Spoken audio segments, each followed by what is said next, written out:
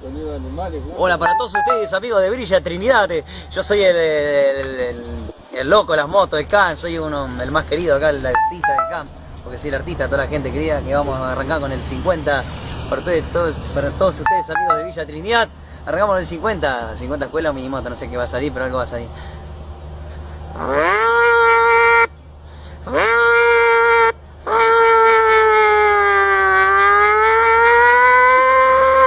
Ahí nomás porque esta no tiene nada como la otra y motor. Esta tiene corazón. Ahora vamos con 105 graduado.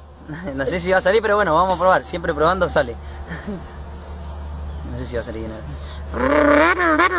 Está arrancada media.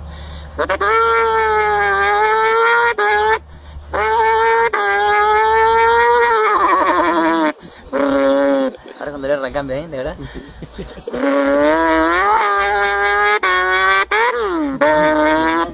Más o menos, era 125 internacional. Tengo que escucharla bien.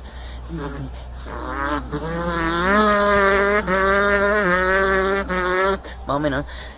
Ahora, hay que cambiar el escape. 450 medio mucha virulana tiene el escape este.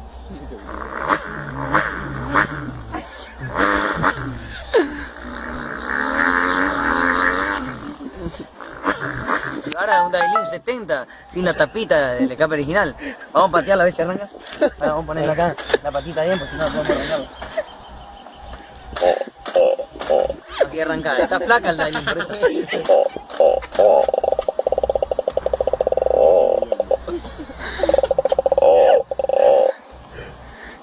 Ahora vamos a dar una vueltita en la más grande porque si no.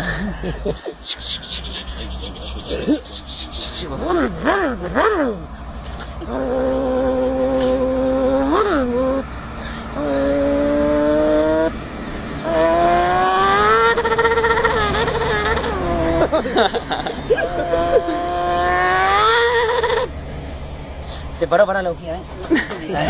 La bujía. Bueno.